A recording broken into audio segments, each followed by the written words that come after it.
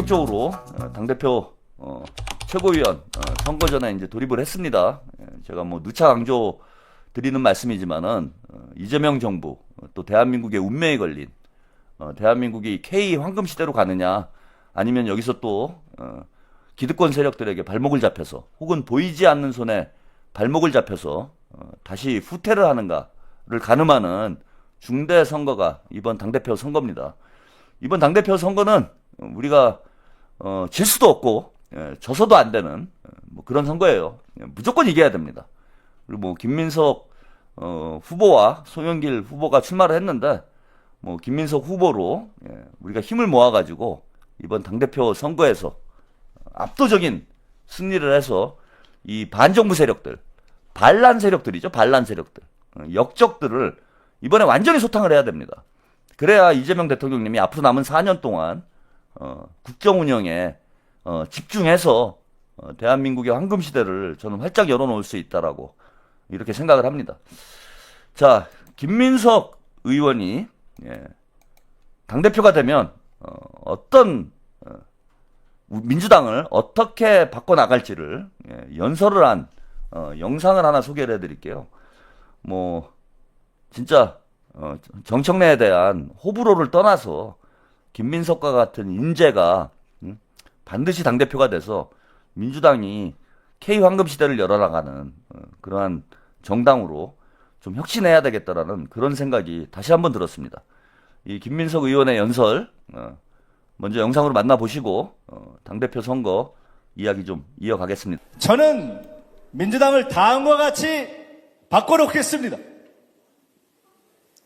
대통령이 주재하는 국무회의가 끝나면 그 국무회의가 끝나자마자 정부보다 더 빨리 그 국무회의 내용을 하나하나 착착착착착 정리해서 정부는 이 일을 하는데 당은 이렇게 법과 정책과 메시지로 지원하겠다 이렇게 정리해내는 그런 속도감 있게 일 잘하는 민주당을 만들어내겠습니다.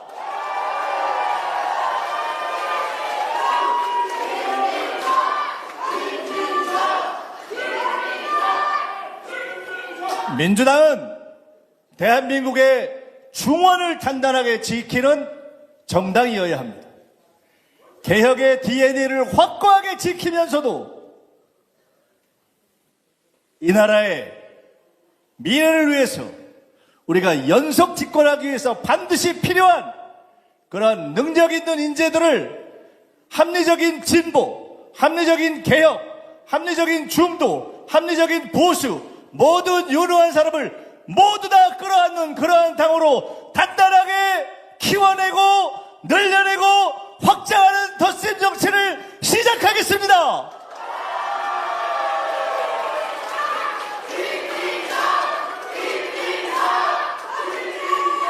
당이 지금까지 발전시켜온 시스템 공천의 토대 위에서 다시는 말로는 공정하다 이야기하고 그 일관성을 지도부가 스스로 깨는 잘못된 공천이 대한민국 어느 곳에서도 일어나지 않도록 확고한 시스템 공천의 업그레이드를 전당대회 다음 날부터 시작하겠습니다. 1년 동안 대통령의 국정 지지율이 60%, 70%였고 선거를 하기 직전에 15대 1 정도로는 이길 것이라고 다 생각했는데 불과 한 달 반 동안의 선거 기간 동안에 당이 그 선거 지휘를 제대로 하지 못해서 우리가 기대했던 만큼의 결과가 나오지 못하고 대통령이 정부 여당 전체를 대신해서 사과하고 대통령이 기자간담회에서 참으로 표정 관리가 안 된다라고 이야기할 정도의 그런 선거의 아쉬움을 2년 후 총선에서 남겨서는 안 됩니다. 내일 모레 당장 선거를 한다면 과연 우리가 이재명 정부 국정성공을 단단하게 뒷받침할 과반수 다수당을 확신할 수 있겠는가가 불투명해지기까지 할 수 있는 상황에서 우리는 반드시 총선 승리의 태세를 갖춰야 합니다. 저는 총선, 지선, 대선, 우리 당에서 그 세 개의 선거를 가장 많이 총괄하고 이끌어본 경험, 승리로 만들어본 경험을 가지고 있는 현재로서는 유일한 후보입니다. 김민석이 여러분과 함께 2년 후 총선 승리의 기틀을 단단하게 만들어내겠습니다. 자, 뭐 여기까지 김민석 의원의 포부를 공약을 여러분들이 들어보셨어요. 말만 들어도 자 가슴 웅장해지죠, 여러분. 그 일 잘하는 민주당을 만들겠다. 그 국무회의가 끝나면 바로 최고위원회를 열어서 착착착착 돌아가는 그런 민주당을 만들겠다. 그 다음에 이기는 민주당을 만들겠다. 시스템 공천을 혁신하겠다. 그 인재들을 이제 합리적 개혁이건 중도건 진보건 다 포괄을 해서 넓은 민주당, 확장된 민주당을 만들겠다. 시스템 공천을 개선을 해서 이게 아마 제가 말씀드린 그 100% 경선제 최고위원도 열회 없는 100% 경선제를 우리 김민석 당대표가 하시지 않을까. 그래서 이제 최민희, 이성윤, 한민수가 야 최고위원이 돼가지고 단수 공천 받아가지고 생명 연장해야지. 지금 이런 꿈을 꾸고 있는 것 같아요. 그런데 이런 관행을 이거 뭐 최고위원이라고 당대표라고 경선을 하지 말라라는 이런 특혜를 줘서 되겠습니까? 그리고 최고위원이고 당대표고 최고위원은 경선을 하면 무조건 이겨야지. 그 정도 실력이 있어야 당대표나 최고위원을 하는 거 아니에요? 최고위원이 총선에 지역구에서 질까봐 무서워가지고 단수 공천을 받아야 되는 이게 진짜 뭐 올바른 시스템 공천입니까? 그래서 뭐 당원 주권 민주주의 1인 1표제를 완성하기 위해서라도 100% 경선제 완벽한 시스템 공천으로 혁신을 해야 된다. 그래서 이기는 민주당을 만들어야 된다. 우리 당원들이 뽑은 후보는 당연히 경쟁력이 있을 수밖에 없죠. 경쟁력 있는 후보들을 뽑으면 공천을 하면 당연히 총선에도 이기는 겁니다. 그래서 시스템 공천이 저는 총선 승리의 열쇠다라고 생각을 해요. 당원들에게 다 맡기면 됩니다. 우리 유권자들에게 다 맡기면 돼요. 그래서 100% 경선 제도로 이제 전환이 되지 않겠는가. 저는 그런 기대도 해보고요. 다른 자리에서 김민석 의원이 중요한 얘기를 했어요. 우리 당원 여러분들에게 이게 부울경 활동가 연석회의에서 오늘 연설을 한 내용인데 이번 당대표 선거와 관련된 중요한 메시지를 우리 김민석 의원이 이야기를 했습니다. 요걸 한번 들어보시고 이번 이제 투표 전략 어떻게 해야 될지 이야기 좀 나눠보겠습니다. 제가 가진 모든 경험을 다 쏟아붓고 저의 열정을 이제 새로 여러분께서 최고위원 5명 뽑으면 지난번에 우리 해봤잖아요. 안 될 줄 알았는데 모조리 찐명으로 만들어본 경험 있지 않습니까? 확실하게 해야 합니다.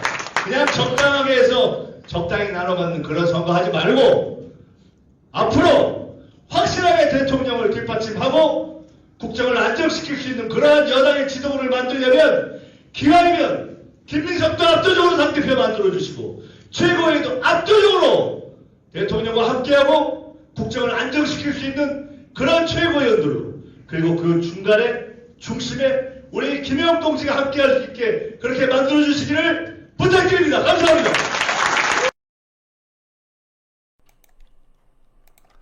자, 찐명 최고위원 5명을 찐명으로 다 만들어 달라.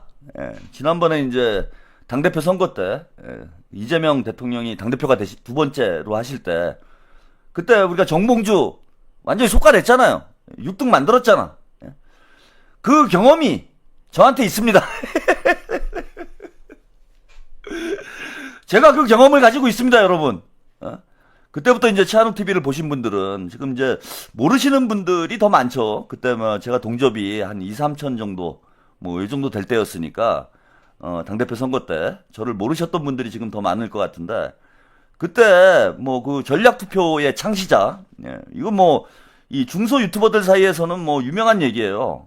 제가 이제 전략 투표를 창시를 해가지고, 그게 이제 이동형은 그때 그게 어떻게 가능하냐, 당원들을 어떻게 전략적으로 표를 움직일 수 있느냐, 뭐 이런 얘기를 했던 제가 기억이 나는데, 저는 이제 가능하다, 얼마든지 우리 당원들을 믿고 당원들에게 올바른 전략을 제시를 하면은 친명 최고위원회를 구성을 할 수 있다. 예, 그래서 압도적으로 그 친명 최고위원회를 구성을 해야 된다.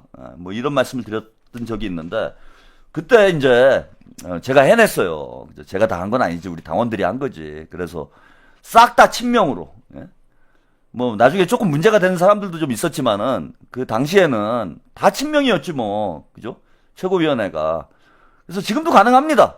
예? 우리가 전략만 잘 짜면은 얼마든지 친명으로 싹 깔 수 있다. 예, 저는 그렇게 확신을 하고 있어요.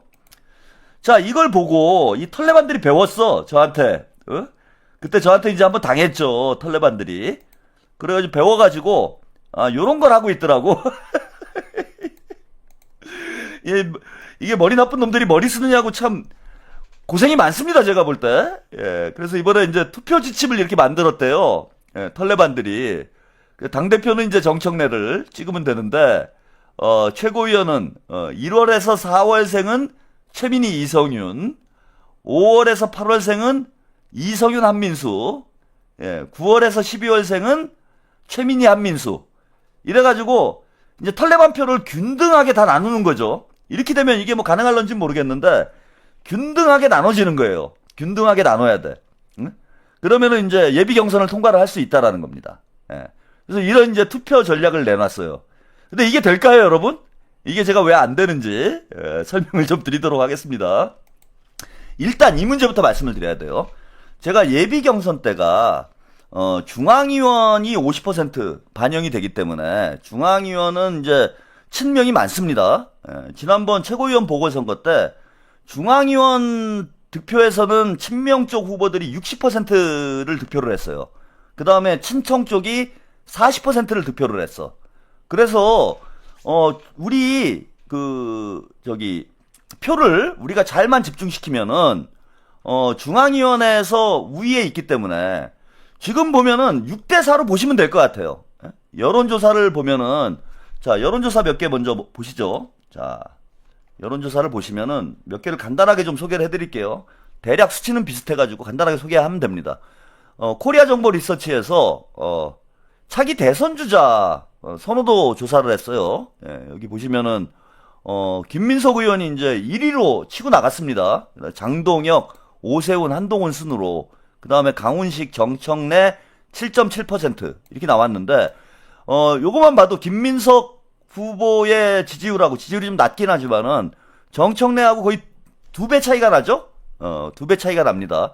그 다음에 민주당 지지층을 보면은요, 이게 중요하죠. 민주당 지지층에서 김민석 의원이 30%, 30.1%, 그 다음에 강훈식 실장이 16.4%, 정청래는 13.5%밖에 안 돼요. 거의 더 차이가 나는 거죠. 그 다음에 강훈식 실장을 지지하는 사람들은 친명 성향으로 볼 수 있겠죠. 그러면은 강훈식과 김민석을 합치면은 민주당 지지층에서 46.5%가 나옵니다. 46.5%가 나오는데, 정청래가 13.5니까 정청래보다 뭐 3배 이상 격차가 벌어져 있는 상황이에요. 이념 성향별로 보면은 김민석 총리가 23.1%. 근데 진보층에서 장동혁이 16.6%로 이거 제가 화면을 안 보여드렸군요. 죄송합니다. 화면을 안 보여드리고 막 떠들고 있었네. 여기 보면 민주당 지지층에서 30.1%, 강훈식 실장이 16.4%, 정청래가 13.5%인데 강훈식과 김민석은 이제 친명 성향이라고 볼 수가 있는 거죠. 둘이 합치면은 46.5%가 되니까 정청래를 3배 이상 격차로 앞서고 있는 상황입니다. 근데 여기서 보면 좀 웃겨요. 이게 웃기는 게 뭐냐면은 진보층에서 김민석이 23.1이고 장동혁이 16.6, 강훈식이 11.4야. 근데 진보층에서 어떻게 장동혁이 2위가 됩니까? 뭐 좀 여론조사가 조금 신뢰하기 힘든 이런 여론조사 결과이긴 한데, 어쨌건 간에, 그리고 또 하나 주목해 볼 것이 털레반이 5, 60대가 많아요. 5, 60대가 털레반이 많은데, 자, 여기서 보시면 연령별로 보시면은 40대에서 정청래가 13.8%로 가장 높았는데, 정청래가 40대에서 높았다고 하더라도 강훈식과 김민석을 합치면 2배 가까이 앞서는 상황이에요. 강훈식, 김민석을 합치면은. 그러니까 40대도 이미 넘어온 상황이고, 털레반들이 가장 많은 게 50대인데, 50대가 털레반들이 가장 많습니다. 민주당 지지율도 높고요. 근데 50대에서 김민석 총리가 23.3, 강훈식이 10.9%, 정청래가 한 자릿수로 지금 떨어졌어요. 한 자릿수로. 정청래가. 40, 50대에서 40대에서는 1위를 했지만 이게 강훈식과 김민석이 나눠졌기 때문에 뭐 1위를 한 것이지 40대에서도 친명이 우세라고 볼 수 있고 털레반이 가장 많다라고 보이는 50대 민주당 핵심 지지층인데 그 김어준이 얘기하는 코어 지지층이죠. 코어 지지층에서 김민석이 23.3, 강훈식이 10.9%로 자 정청래는 한 자릿수를 기록을 했어요. 50대도 뒤집어진 상황이다. 그 다음에 다른 지역은 뭐 큰 의미가 없지만 호남 제주를 보시면은요. 김민석이 30.0, 강훈식이 9.5, 정청래가 8.4가 나왔습니다. 호남은 뭐 대부분 민주당 지지층으로 봐야 되니까 호남에서 이렇게 뒤집어졌다라는 건 민주당 지지층은 김민석 쪽으로 확실히 쏠리고 있는 상황이다 지금. 예. 3배가 넘어요 지금 호남에서. 김민석이 30, 정청래가 8.4에 불과합니다. 예? 여기에 강훈식 실장의 9.5%도 친명 성향으로 볼 수 있기 때문에 지금 김민석이 친명 쪽이 40, 정청래는 8.4에 불과하다. 예. 얼마 압도적으로 지금 차이가 벌어지고 있는 거죠. 예. 그리고 이제 또 하나 볼 수 있는 지표가 뭐냐면 자, 이거 이제 갤럽 여론조사였는데 민주당 지지층의 46%가 보안 수사권을 유지해야 된다라는 쪽으로 입장이 바뀌었어요. 여기 보시면 예.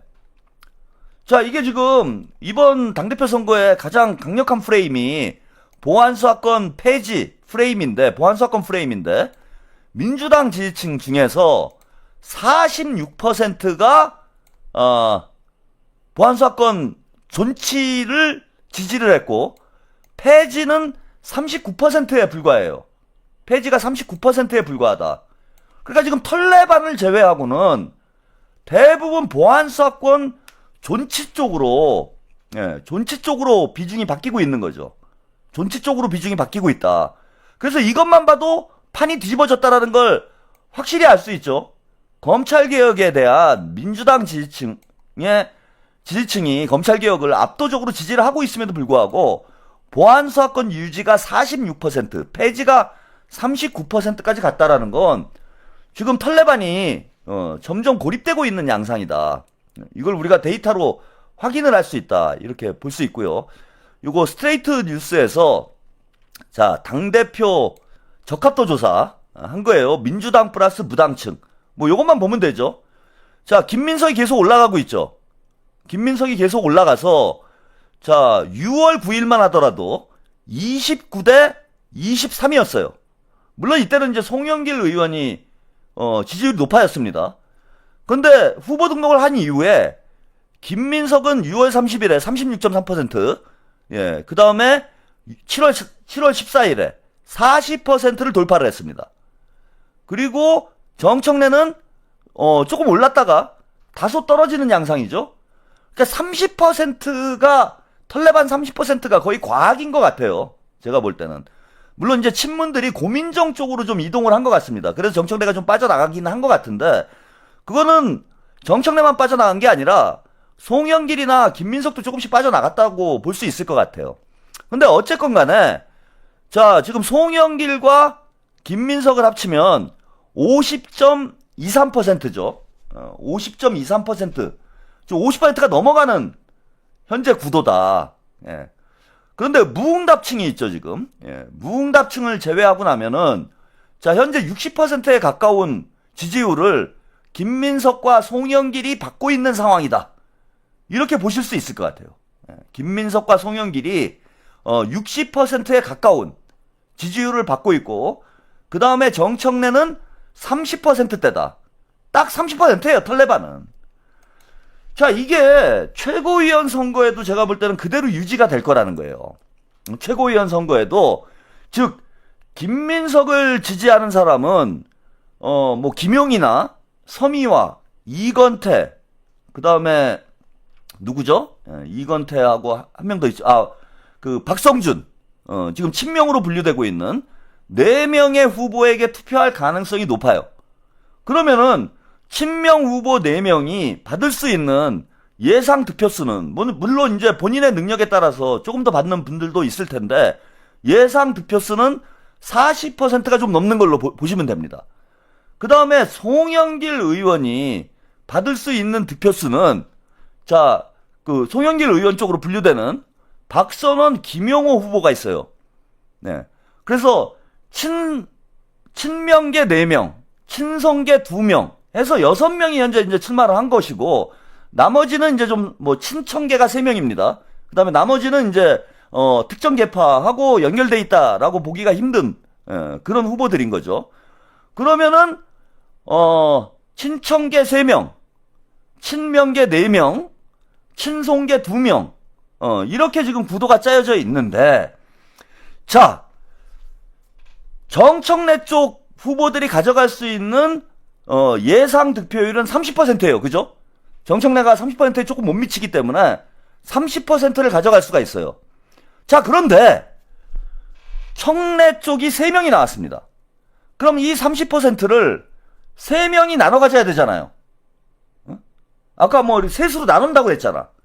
그럼 셋으로 만약에 똑같이 나누면 몇 %가 됩니까? 10%가 되는 거예요. 그죠? 셋으로 똑같이 나누게 되면은 10%가 되는 거죠. 자, 그런데 지금 친명하고 친송계는 6명이에요. 근데 지지율이 60%가 채 되지 않아. 근데 이 6명을 똑같이 나누게 되면 어떻게 됩니까? 10%가 안 되죠. 그죠? 6명이 지금 60%가 조금 안 되는 상황이니까 6명 표를 똑같이 나눠. 그러면은 다 뭐 9점 몇 %로 갈 거 아니야. 그러면은 친청계가 이긴다는 결과가 나와요. 그죠? 똑같이 나눈다라는 쟤네들처럼 아까 말씀드린 저기 털레반들이 우리도 이런 식으로 전략 투표를 하는 거야. 그래가지고 이렇게 표를 1월부터 4월생은 뭐 최민희, 이성윤 막 이런 식으로 해갖고 똑같이 나눠 균등하게. 그러면은 얘네들이 가져갈 수 있는 표는, 당원들 표는 여론조사는 대략 30%니까 이걸 셋이 똑같이 나누면 10%가 되는 거잖아요. 그죠? 그렇게 되잖아. 그런데 친명계는 지금 김민석 의원 쪽으로 4명, 송영길 의원 쪽으로 2명이니까 6명이에요. 6명인데 60%가 안 돼, 지금. 근데 이걸 만약에 우리가 똑같이 나누면 어떻게 됩니까? 똑같이 나누면. 그러면은 10% 미치 되잖아. 그러면 1, 2, 3등을 친청계에서 1, 2, 3등을 다 한다는 얘기예요. 그죠? 1, 2, 3등을 친청계가 다 하는 거고 똑같이 나눠진다고 뭐 그럴 수는 없지만은 우리가 기술적으로 똑같이 나눈다고 계산을 하면은 1, 2, 3등은 친청계가 하고 친명계는 2, 3등만 한다라는 결과가 나온다는 거예요. 4, 5등을. 그럼 친청이 3명이 들어가고 친명이 2명이 들어간다는 결과가 나오는 거지. 그러니까 이렇게 똑같이 나누면 안 된다는 거예요. 제가 말씀드리고 싶은 건. 예비 경선이건 본선이건 우리는 똑같이 나누는 전술로 가면 안 된다. 5명을 넣어야 되는 거야. 5명을. 5명한테만 표를 줘야 되는 거예요. 쉽게 말씀을 드리면 친명계가 6명이니까 6명을 똑같이 나눠가지고 표를 줘버리면 그거는 어부지리로 친청계 3명이 들어가게 되고 친명계는 2명밖에 못 들어가는 상황이 벌어질 수 있다라는 거지. 예. 아모루 패티님 늘 응원합니다. 네, 감사합니다. 그러니까 똑같이 나누면 안 되는 거예요. 그 다음에 또 하나 문제는 뭐냐면은 예비 경선에서 친청계가 떨어지면 안 돼요. 그죠? 이거 좀 이상한 얘기, 제가 이제 말이 바뀐 건데 예비 경선에서 친청계가 떨어지게 되면 한 명이 떨어지면 어떤 일이 벌어지느냐? 친청계가 한 명이 떨어졌어. 2명을 떨어뜨릴 수 있으면 괜찮습니다. 2명을 떨어뜨릴 수 있으면 괜찮은데 한 명만 떨어지게 되면은 2명이 올라가잖아요? 친청계가? 그 다음에 나머지 6명은 친명계일 거잖아. 그러면은 이 2명이 올라가면은 2명이 30%를 나누는 거잖아. 15%가 되는 거예요. 2명이. 그러면 2명이 들어갈 확률이 높아집니다. 2명이 5등 안에 들어갈 확률이 높아져요. 제가 말씀드린 대로 보통 10% 이상을 받으면은 5위권 안에 들어가게 되는데, 만약에 친청계에서 본선에 2명이 진출을 하고 친명계에서 6명이 진출을 하면 2명이 다 되는 상황이 벌어진다는 거야. 15%를 받아가지고. 그래서 따라서 자, 어떤 판을 짜야 되는 거냐면, 자, 예비 경선에서 친청계 3명이 올라와야 돼요. 본선에 친청계 3명이 올라오고 친명계는 5명만 올라가야 되는 거야. 여러분 이해하시겠어요? 친청계는 3명이 올라가고 친명계는 5명이 올라가야 돼요. 8명이잖아. 8명 중에서 5명만 올라가야 됩니다. 1명이 떨어져 버리면 2명이 친청계가 5위 안에 들어갈 확률이 높아진다는 거야. 15% 이상을 득표할 가능성이 있기 때문에. 따라서 친명계에서는 5명 이상이 올라가면 안 되는 거예요. 친청계 3명이 올라오도록 놔둬야 된다. 예비 경선에서 자르면 안 된다는 거지. 자, 그래야 5명만 올라가야 김민석 의원이 얘기한 대로 5명한테 골고루 우리가 전략 투표를 해서 친명계를 이길 수 있는 거예요. 친청계를.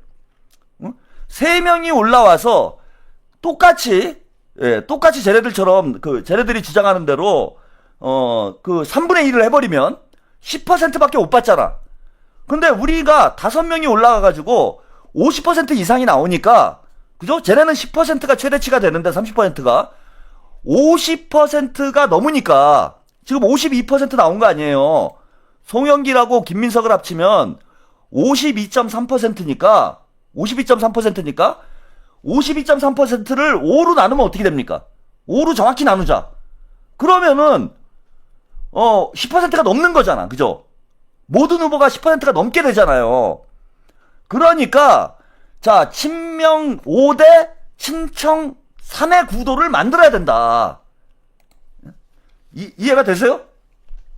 이해가 되십니까? 전략이? 그러니까 우리가 예비 경선 때 표를, 쓸데없는 표를 사용을 하면 안 되는 거예요. 그죠? 그러니까 5명 이상이 본선에 올라오지 못하도록 만들어야 되는 거예요. 이게 참 어려운 일이긴 한데, 자, 무슨 얘기냐면, 후보는 제가 나중에 정하도록 하겠습니다. 5명의 후보를 정해가지고 이 5명한테만 투표를 해야 되는 거예요. 그래서 5명이 본선에 올라가야 된다. 그리고 친청계에서는 3명이 올라오도록 만들어야 된다. 그리고 본선에 올라가면은 전략 투표를 해서 친명계 5명의 후보가 골고루 득표를 하도록, 한쪽으로 쏠리지 않도록. 이번에는 수석 최고위원이 제가 볼 때는 큰 의미가 없다고 봐요. 수석 최고위원이 사실 친명 쪽에 뭐 누가 수석이 되건 무슨 상관이 있어. 큰 의미가 없잖아. 예? 뭐 이건태가 수석이 되건 김용희 수석이 되건 이게 큰 의미 없잖아요. 그래서 수석이 중요한 게 아니고 김민석 의원의 얘기대로 5명을 넣는 게 중요하다. 최대한 5명을 다 넣을 수 있는 그런 방법을 만들어내면 됩니다. 그러려면은 5명으로 집중을 해야 되는 거예요. 예? 쓸데없이 여러분들이 표를 던지면 안 돼. 그리고 친청계가 3명이 다 올라오도록 놔둬야 돼요. 그리고 올라올 가능성이 높다고 봅니다. 예. 아까 말씀드린 대로 3명이 나눠 가질 가능성이 높기 때문에 이 3명이 다 올라올 가능성이 현재로서 높다고 봐요. 그러면은 우리는 5명만 올리면 된다. 예. 그죠? 그래서 8명을 만들어야 된다. 이런 거고. 자, 전략은 뭐냐 하면은 쟤네들은 똑같이 나누자잖아요. 똑같이 나눠야 우리가 유리한 거예요. 한 명도 못 들어오게 해야 돼. 하려면은. 그러니까 이게 잘하는 거야. 이거 알려주면 안 되는데. 이게 매우 잘하는 거예요. 본선에서 이렇게 해버리면은 우리는 5명을 다 낼 가능성이 높아지는 거예요. 그죠? 얘네들이 나올 수 있는 게 30% 정도라고 본다면은 10%씩 나눠갔기 때문에 이렇게 투표 전술을 짜면은 우리한테 유리해지는 겁니다. 예? 최대한 분산이 돼야 돼요, 표가. 예컨대 최민희한테 표가 많이 가. 그러면 최민희를 막기가 어려워져요. 그게 아니라 이성윤, 최민희, 한민수가 골고루 나눠 가져야 된다. 그래서 이렇게 전략을 짜주면은 우리가 매우 고마운 거야. 잘하고 있는 거예요, 탈레반들이. 예. 머리가 나빠가지고 우리를 도와주고 있는 거지. 이렇게 나눠져야 돼요, 표가. 최대한 나눠져야 돼. 그래야 친명계 후보가 최대한 많이 들어갈 수가 있다. 5명을 만들 수 있는 가능성이 생긴다.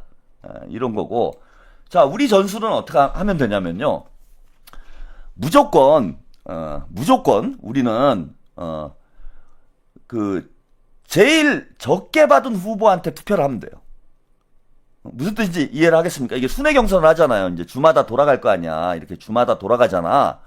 그럼 누구를 1등을 만들자. 예전엔 그랬잖아. 아, 정봉주를 떨어뜨리고 김민석을 수석 최고위원을 만들어야 돼. 이랬는데 이번에는 순위가 상관이 없다는 거야. 최대한 많은 후보를 집어넣는 거잖아요. 그게 목표니까 어떻게 하면 되냐 하면은, 자, 예컨대 1등을 뭐 김용, 2등을 이건태, 그 다음에 3등을 뭐 서미화 이렇게 했어요. 근데 4등을 누굽니까? 최민희, 5등이 이성윤 이렇게 됐어. 그 다음에 6등에 뭐 박선원, 뭐 7등에 누굽니까? 예. 우리 한 분이 이름 하여튼 뭐 이렇게 됐어. 그러면은 그 다음 주에 투표를 할 거 아니에요. 그 다음 주에는 우리는 누구한테 투표를 집중을 시키면 되냐 하면은, 자, 최민희하고 이성윤을 걸러야 되잖아요. 최민희하고 이성윤을 걸러야 되기 때문에, 자, 박선원하고, 그러니까 6등하고 7등한테 투표를 하면 되는 거예요. 응? 6등, 7등한테. 그 다음 주에. 6등, 7등, 박성준. 예컨대 박성준이, 박선원이 6등. 예. 당원이 아닌 사람은 할 수 없는 거죠. 여론조사 가능합니다. 예. 박선원이 6등, 박성준이 7등을 했어. 뭐 충청권 경선을 했는데 박선원이 6등, 그다음에 박성준이 7등을 했어요. 8등은 버려야 되는 거고, 예, 8등은 버려야 되겠지. 그건 뭐 다른 쪽에서 됐을 거고. 그러면은 그 다음 주에 뭐 대구 경북을 해. 그러면 그 다음 대구 경북을 할 때는 박선원하고 박성준한테 표를 몰아주면 되는 거예요. 그러면은 대구 경북 경선이 끝나면 올라가겠죠, 표가. 예? 순위가 올라가겠지. 예. 그래서 계속 밑에 있는 6, 7등이나 4, 5등 후보에게 그 주마다 계속 투표를 하면 커트라인을 계속 올리는 방식으로, 예? 이렇게 투표를 하면은 5명을 다 넣는 판이 나온다는 겁니다. 그러니까 그때까지의 순위를 보고 밑에 후보, 예, 순위가 낮은 후보들에게 여러분들이 투표를 하시면 된다. 쉽게 얘기하면 순위가 낮은 친명 후보에게 투표를 하면, 예, 계속해서 순위가 올라갈 거기 때문에, 예, 순회를 하면서 점점 밑에 있는 후보들이 위로 올라가겠죠. 그러면서 이게 득표율이 평균이 되겠죠. 이러면은 친명 후보 5명을 다 집어넣을 수 있는, 저는 그런 구도가 뭐 나올 수도 있다라고 봅니다. 이건 현재까지는 이론적인 거예요. 아직 뭐 정확한 데이터가 나온 상황은 아니기 때문에 본격적인 이제 순회 경선을 들어가야 우리가 이제 확인을 할 수 있는 것이고, 그래서 그때 제가 선거를 할 때마다 이 전략을 계속 말씀을 좀 드리도록 하겠습니다. 그리고 우리가 집중해야 될 후보를 계속 2명씩 제가 찍어드리면 되는 거죠. 매주 2명씩. 득표율이 낮을 후보에게, 경쟁력이 떨어지는 후보에게 여러분들이 계속 투표를 집중시키면 결국은 친명 5명을 넣을 수 있을 것이다. 예, 이렇게 말씀을 좀 드리겠습니다. 자, 오늘 길어져가지고요. 이 정도만 말씀을 드리고, 이거는 이제 앞으로 한 달 동안 여러분들이 귀에 피가 나도록 들어야 될 얘기입니다. 오늘 좀 이해가 안 되셨더라도 제가 계속 말씀을 드릴 거니까 이 전략은 오히려 쉬워요. 예전보다 훨씬 쉬운 전략이기 때문에 아래 순위가 낮은 친명 후보 2명에게 계속 투표를 하면 된다. 뭐 이런 이제 간단한 전략이기 때문에 여러분들이 이제 한번 투표가 시작되고 나면은 이해하기가 쉬울 거고, 예. 이번에도 어쨌건 간에 그 친명 후보가 6명이 올라가면 안 돼요. 예. 그럼 복잡해집니다, 오히려. 친명이 5명만 예비 경선을 통과하고 친청이 3명이 올라오는 게 좋다. 예. 안 그러면 이제 2명이 들어갈 확률이 높아지는 거죠. 예. 그래서 친명이 5명만 들어가야 되기 때문에 그 5명의 후보는 제가 좀 나름 정리를 해가지고 의견을 말씀을 좀 드리도록 하겠습니다. 어느 정도 정리가 된 것 같은데, 예. 5명의 후보, 본선 진출자 5명을 좀 정리를 해서 말씀을 좀 드리도록 할 테니까, 예비 경선 때는 그 5명의 후보에게만 여러분들이 투표를 해주시면은, 예, 완전히 정리가 될 것 같아요. 그래서 김민석 의원이, 예, 우리 당원들에게 부탁을 하셨죠. 최고위원회 5명을 확실하게 친명으로 만들어 달라. 예, 이런 이제 우리가 요청을 받았으니까 우리 당원들이 지금부터 머리를 잘 써가지고 김민석 당대표를 도와줄 수 있는, 예, 그런 판을 짜면 될 것 같습니다.